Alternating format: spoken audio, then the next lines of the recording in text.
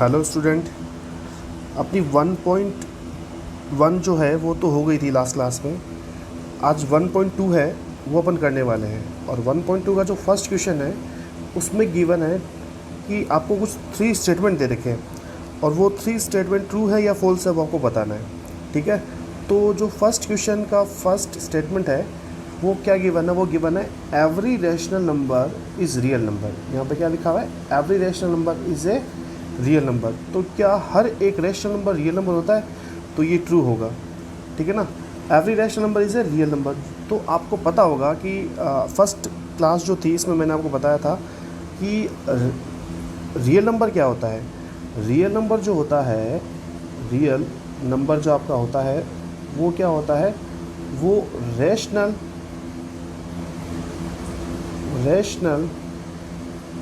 Plus irrational. जो irrational number होते हैं ना, irrational number plus rational number, इन दोनों का कॉम्बिनेशन जो होता है उसको अपन क्या बोलते हैं? रियल नंबर बोलते हैं। ठीक है, तो यहाँ पे क्या गिवन है? यहाँ पे आपको गिवन है कि एवरी इरेशनल नंबर, रैशनल नहीं इरेशनल नंबर है ये। तो जितने भी इरेशनल नंबर हो सब के सब क्या होंगे? रैशनल होंगे। और जितने भी रियल नंबर होंगे और जितने भी रैशनल नंबर वो भी क्या होंगे? रियल नंबर होंगे। ठीक है, तो ये स्टेटमेंट हो जाता है ट्रू। उसके बाद में देखिए नेक्स्ट क्या है? नेक्स्ट है every point on the number line is of the form root m where m is a natural number। तो इसमें ये बोल रखा है कि नंबर लाइन पे जितने भी नंबर होते हैं, नंबर लाइन वो रूट m की फॉर्म में होते हैं where m is a natural number। तो ये स्टेटमेंट हो जाता है फॉल्स। ठीक है, ये स्टेटमेंट फॉल्स हो जाता है किन नंबर्स के लिए? जो नेगेटिव नंबर्स है ना उनके लिए। ठीक है, तो because no negative number can be the square root of any natural number. ठीक है, तो अपन किसी भी नेगेटिव नंबर का स्क्वायर रूट अपन नहीं निकाल सकते हैं जो कि नंबर लाइन पे रिप्रेजेंट किया जा सके, इसलिए स्टेटमेंट हो जाता है फॉल्स। उसके बाद में बात करते हैं इसका थर्ड जो है उसकी बात करते हैं। थर्ड में क्या गिवन है? Every real number is an irrational number. Every real number is a irrational number. तो क्या every real number is an irrational number? तो ये तो बात गलत हो गई, क्योंकि आपको पता है कि एवरी रियल नंबर तो 1 भी होता है, 2 भी होता है, 3 भी होता है, 4 भी होता है, सारे रियल नंबर है। बट ये सब के सब इरेशनल तो नहीं हो सकते ना। हाँ, अपन इन पे रूट लगाते हैं, जैसे √1 आ गया, √2 आ गया, √3 आ गया, √4 आ गया। इसमें से ये तो रेशनल हो गया, ये भी रेशनल हो गया और ये इरेशनल रह गए। ठीक है ना, तब ये बात हो सकती है। बट ये क्या कह रहा है? एवरी रियल नंबर, तो जितने भी रियल नंबर होते हैं वो इरेशनल नहीं हो सकते। हाँ, ये स्टेटमेंट अगर अपन रिवर्स करते, अपन बोलते कि every irrational number is a real number, जैसा कि पीछे आया भी था, फर्स्ट था, तो वो स्टेटमेंट ट्रू होता है। But every real number is not a irrational number, तो ये स्टेटमेंट हो जाता है फॉल्स। उसके बाद में बात करते हैं question number second. Question number second में क्या गिवन है? क्वेश्चन नंबर सेकंड में गिवन है are the square root of all positive integer irrational? If not, give an example of the square root of a number that is a rational number. क्या बोल गया ये कह रहा है कि are the square root of all positive integer irrational. कह रहा है कि कोई भी नंबर है उसका स्क्वायर रूट आप लेते हो तो क्या ऑल जितने भी पॉजिटिव नंबर है उनका स्क्वायर रूट आप लेते हो तो क्या वो इरेशनल होता है? अगर नहीं होता तो give an example of the square root of a number. तो उस नंबर का आप है ना एक एग्जाम्पल दो जो ऐसा नहीं होता है। ठीक है, तो चलिए, तो इसका आंसर होगा नो, है ना। इसका आंसर क्या होगा? नो। तो इसमें बोला कि अगर नो आंसर आपका, तो आपको क्या करना होगा? एक एग्जाम्पल देना होगा। ठीक है, तो कोई बात नहीं, अपन ने बता दिया ऐसा नहीं होता है, तो नहीं होता तो एग्जाम्पल नंबर ले लेते हैं। जैसे √4 है, 4 का स्क्वायर रूट अपन लेंगे तो आंसर कितना आएगा? 2 आएगा। ठीक है ना, 4 का स्क्वायर रूट लेंगे तो क्या होगा? 2 होगा। और 2 आपको पता है इरेशनल नहीं होता है। जबकि ये बोला था कि आप ना कोई भी पॉजिटिव नंबर का स्क्वायर रूट लेते हो तो एक इरेशनल नंबर आएगा, जो कि पॉसिबल नहीं है। जैसे 4 है, उसका आपने स्क्वायर रूट लिया तो 2 आ गया, जो कि इरेशनल नहीं होता है। इसलिए क्या हो जाएगा? नो। इसका आंसर हो जाएगा नो। नेक्स्ट क्वेश्चन नंबर 3 की बात करते हैं। क्वेश्चन नंबर 3 में क्या गिवन है? Show how √5 can be represented on the number line. आप √5 को कैसे रिप्रेजेंट करोगे नंबर लाइन पे, ये आपको दिखाना है। ठीक है, तो पहले मैं आपको बता दूँ √5 को कैसे रिप्रेजेंट करेंगे नंबर लाइन पे। ठीक है, उसके बाद में इसका जो है ये जो कंस्ट्रक्शन है वो आप लिख सकते हो। जैसे √5 है, उसको आपको नंबर लाइन पे शो करना है, तो आपको सबसे पहले क्या करना होगा, एक नंबर लाइन ड्रॉ करनी होगी। उसमें आपको 0 से लेके ये 1 और ये 2 यूनिट लॉन्ग आपको एक लाइन सेगमेंट लेना होगा, ठीक है। फिर आपको क्या करना होगा, यहाँ 2 सेंटीमीटर वाला जो पॉइंट है उस पर आपको 1 सेंटीमीटर लॉन्ग आपको क्या करना होगा, एक परपेंडिकुलर ड्रॉ करना होगा। जैसे आप चाहो तो 90 डिग्री का एंगल यहाँ बना लो, ऐसे करके 90 का एंगल बन गया। नहीं तो आप प्रोटेक्टर का भी यूज़ कर सकते हो, ठीक है। तो यहाँ पर आपने 90 डिग्री का एंगल बनाया। अब आपको यहाँ पर आपको कंपास का पॉइंटर रख के 1 सेंटीमीटर का आर्क कट करना है। जहाँ पे 1 सेंटीमीटर का आर्क कट हो जाता है उस पॉइंट को डायरेक्ट आप 0 से ज्वाइन करोगे, ठीक है। तो ये आपकी जो ये लेंथ है ना, जैसे मान लो ये इसको अपन A बोलते हैं, इसको B बोल देते हैं, इसको C बोल देते हैं। तो ये जो AC है ना, AC वो आपके √5 के इक्वल होगी, √5 के इक्वल, ठीक है। AC जो है वो √5 के इक्वल होगी। तो आप एक काम करो, ये कंपास की हेल्प से आप क्या करो, इसको नीचे लेके आइए इस नंबर लाइन पे। तो सपोज कीजिए वो पॉइंट यहाँ पे D आया, ठीक है। तो ये जो AD लेंथ है ना, AD लेंथ वो √5 होगी। जो ये AD लेंथ है वो कितनी होगी, √5 होगी। अब इसके पीछे क्या लॉजिक है, इसके पीछे क्या मैथ्स है कि ये जो AC है वो √5 होगा, वो मैं आपको एक्सप्लेन करता हूँ, ठीक है। तो आपको समझ में आ गया होगा कि अपन ने क्या किया है। अब इसका कंस्ट्रक्शन लिखा हुआ है वो मैं आपको बता दूंगा, ठीक है। पहले मैं इसके पीछे जो लॉजिक है कि ये जो AD है वो √5 आई है, तो उसके पीछे लॉजिक है वो मैं समझा देता हूँ। आपको पता होगा कि ये राइट एंगल ट्रायंगल है, कौन, ABC, ये एक राइट एंगल ट्रायंगल है। और राइट एंगल ट्रायंगल में क्या होता है, हाइपोटेनस का जो स्क्वायर होता है वो अदर 2 साइड के स्क्वायर के सम के इक्वल होता है, ठीक है। तो यहाँ पे ये क्या है, बेस है, तो बेस का स्क्वायर यानी 2 का स्क्वायर प्लस परपेंडिकुलर का स्क्वायर यानी 1 का स्क्वायर, ये करेंगे ना तो किसके इक्वल होगा, ये हाइपोटेनस के स्क्वायर यानी AC के स्क्वायर के। तो 2 का स्क्वायर कितना होता है, 4 होता है। 1 का स्क्वायर कितना होता है, 1 होता है। तो 4 + 1 कितना हो गया, 5 हो गया। तो आपको ये पता चल गया होगा कि यहाँ पर LHS में 5 आ गया और RHS में चल रहा था AC का स्क्वायर। तो बोथ साइड स्क्वायर रूट लोगे ना आप, तो स्क्वायर से रूट कैंसिल होके AC इक्वल क्या आ जाएगा, √AC की वैल्यू आपके पास आ जाएगी √5, और जो कि हमें नंबर लाइन पर रिप्रेजेंट करना था। समझ गए। अब देखिए, अब मैं आपको इसका जो कंस्ट्रक्शन है वो मैं दिखा रहा हूँ आपको, और जो फिगर बनाया है वो दोबारा दिखा रहा हूँ। तो कंस्ट्रक्शन में क्या लिखेंगे, to represent √5 on the number line we take a length of 2 unit from 0 on the number line. आपको नंबर लाइन पे जाना है, ठीक है।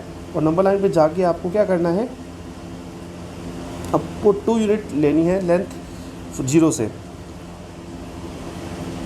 इन दी पॉजिटिव डायरेक्शन। आपको पॉजिटिव डायरेक्शन में लेना है, 1 यूनिट परपेंडिकुलर टू इट। और आपको क्या करना है, ये जैसे देखिए आपने 0 से लेके 2 यूनिट तक ले लिया, और इस पे आपको क्या करना है, एक 1 यूनिट लॉन्ग परपेंडिकुलर लेना है, ठीक है।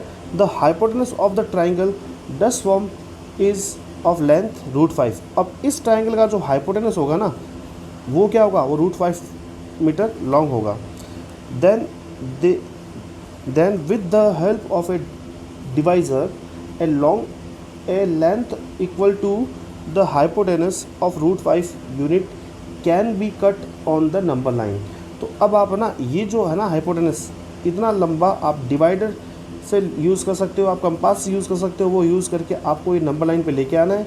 और ये पॉइंट मान लो आपका A है और ये मान लो आपका D है जैसे, तो ये AD जो होगी वो क्या होगी, वो √5 मीटर या √5 यूनिट लॉन्ग लाइन सेगमेंट होगा, जो कि नंबर लाइन पे अपन ने रिप्रेजेंट कर दिया है, ठीक है। तो √5 को अपन इस तरीके से नंबर लाइन पे रिप्रेजेंट कर सकते हैं। नाउ आगे देखिए, आगे अब एक्सरसाइज स्टार्ट हो जाती है आपके 1.3, ठीक है। और 1.3 में क्या है, फर्स्ट क्वेश्चन देखो क्या गिवन है, देखिए write the following in decimal form and say what kind of decimal expansion each has. आपको डेसिमल एक्सपेंशन का टाइप बताना है।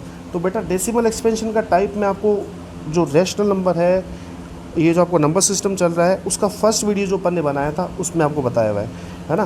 तो आप ये जो आपकी प्लेलिस्ट है उसमें जाके आप देख सकते हो, फर्स्ट वीडियो ये वो, ठीक है। अब देखिए, अपन बात करते हैं फर्स्ट क्वेश्चन का। जो फर्स्ट है उसमें क्या दे रखा है, 36/100, यानी आप 36 को डिवाइड करोगे ना 100 से, तो आपका जो आंसर आएगा डेसिमल में, जैसे 0.36 आया।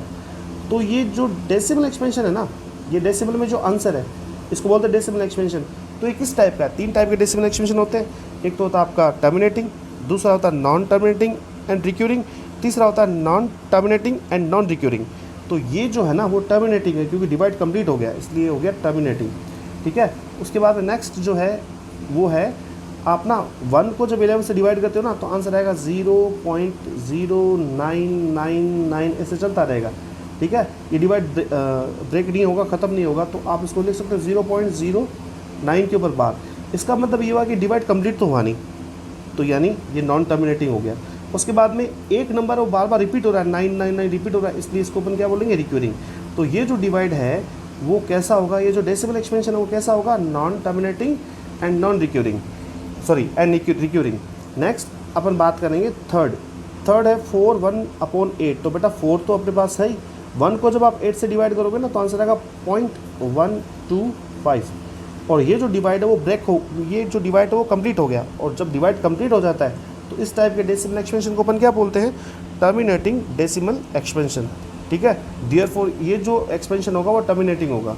नेक्स्ट की बात करते हैं, क्वेश्चन फर्स्ट का जो 4th है उसमें क्या गिवन है? 3/13। जब आप 3 को 13 से डिवाइड करोगे ना तो क्या आएगा? 0.23069, बाद में वापस आएगा 230,769, यानी आप डिवाइड करते जाओ ये नंबर बार बार रिपीट होता जाएगा। तो इसका मतलब ये है कि डिवाइड कंप्लीट नहीं हो रहा है, डिवाइड चल रहा है कंटिन्यू। तो ये जो डिवाइड है वो कैसा होगा? नॉन टर्मिनेटिंग होगा। जो टर्मिनेट नहीं होता, जो ख़त्म नहीं होता, उसको अपन बोलते हैं टर्मिनेटिंग डेसिमल एक्सपेंशन। प्लस इसमें क्या है कि एक नंबर बार बार रिपीट भी हो रहा है। अगर कोई नंबर रिपीट होता है तो वो जो एक्सपेंशन होता है वो क्या होता है? रिक्यूरिंग टाइप का होता है। तो ये जो डेसिमल एक्सपेंशन है वो क्या होगा? Non terminating and recurring type का, ठीक है। अब अपन बात करते हैं इसका जो 5th पार्ट है उसकी। फर्स्ट क्वेश्चन का 5th पार्ट है, उसमें क्या दे रखा है? 2/11। आप 2 को 11 से डिवाइड करोगे ना तो आंसर क्या आएगा? 0.181818, ये चलता रहेगा, डिवाइड कंप्लीट नहीं होगा। डिवाइड कंप्लीट नहीं हो रहा, इट मीन्स ये नॉन टर्मिनेटिंग होगा। और 0.18 बार बार रिपीट हो रहा है, इसलिए इसको अपन क्या बोलेंगे? रिक्यूरिंग। तो ये जो डेसिमल एक्सपेंशन है वो किस टाइप का होगा? Non terminating and recurring type का होगा। नेक्स्ट क्वेश्चन की बात करते हैं अपन, और वो नेक्स्ट क्वेश्चन आपको पता है कौन सा होगा? ये नेक्स्ट क्वेश्चन देखिए, ये देखिए यहाँ पे जब आप 329 को डिवाइड करोगे ना 400 से तो आपका आंसर आएगा 0.8225, और ये डिवाइड हो गया ब्रेक, ख़त्म हो गया डिवाइड, है ना। और जब डिवाइड ख़त्म हो जाता है तो इस टाइप का जो डेसिमल एक्सपेंशन आता है उसको अपन क्या बोलते हैं? टर्मिनेटिंग डेसिमल एक्सपेंशन बोलते हैं। तो ये आपका जो फर्स्ट का 5th क्वेश्चन था वो भी हो गया है, ठीक है। अब देखिए, अब नेक्स्ट क्वेश्चन की बात करते हैं। क्वेश्चन नंबर आ जाता है आपका 3। यस, अब आपका क्वेश्चन नंबर 2 करेंगे पहले अपन। क्वेश्चन नंबर 2 है 1.3 का। उसमें क्या लिखा हुआ है? You know that 1/7 is equal to 0.142 लिखा हुआ, 0.14287 पर बार, इनके ऊपर बार लगा हुआ है ना। Can you predict what the decimal expansion of 2/7, 3/7, 4/7, 5/7 and 6/7 without actual doing the long division? If so how?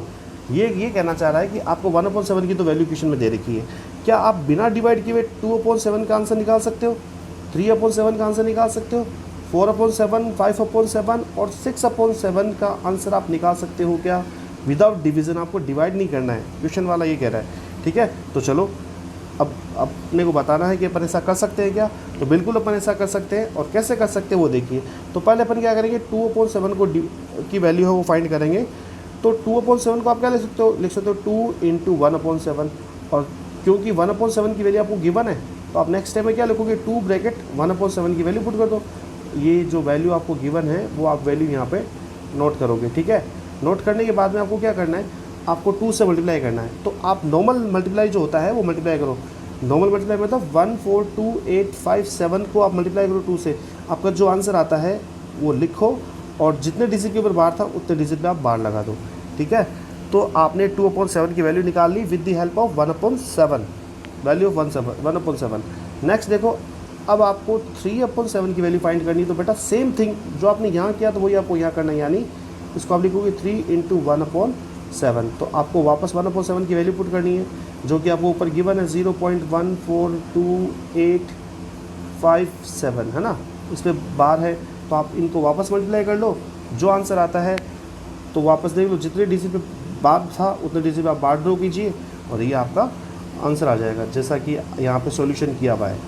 अब नेक्स्ट 4/7 की वैल्यू भी सेम थिंग, उसी तरीके से आपको 4/7 की वैल्यू फाइंड करनी है, इसी तरीके से आपको 5/7 की वैल्यू फाइंड करनी है, और इसी तरीके से आपको 6/7 की वैल्यू फाइंड करनी है, जो कि फाइंड करी हुई है, कोई दिक्कत नहीं है, बहुत ईजी है, एंड आई होप कि आप लोग कर सकते हो।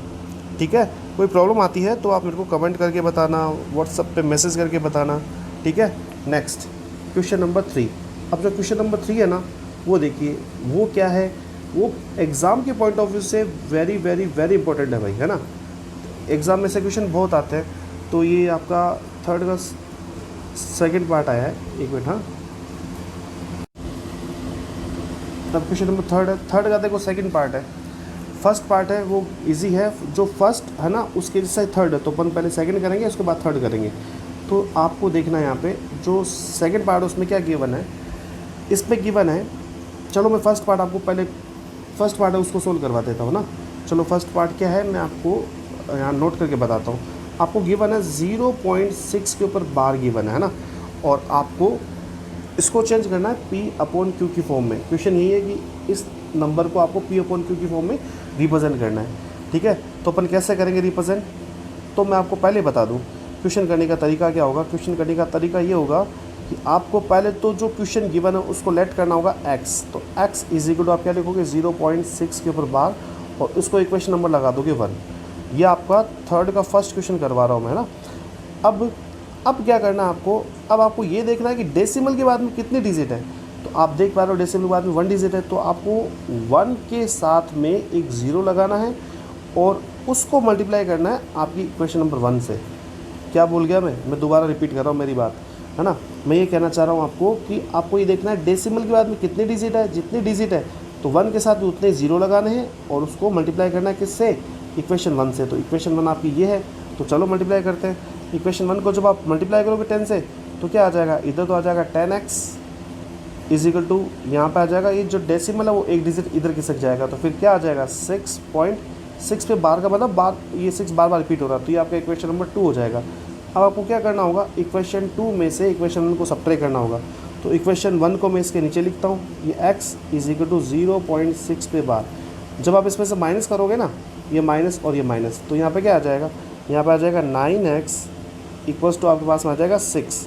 ठीक है, तो आपके पास में क्या आया, आपके पास में आया 9x is equal to 6, then x is equal to क्या हो जाएगा 9/6, तो 3 के टेबल से ये 2 टाइम और 3 के टेबल से 3 टाइम, तो x इज इक्वल टू आपके पास में क्या है 2/3, और आपको पता होगा x आपने क्या लेट किया था 0.6 के ऊपर बार लेट किया था, और इसकी वैल्यू क्या आ गई 2/3।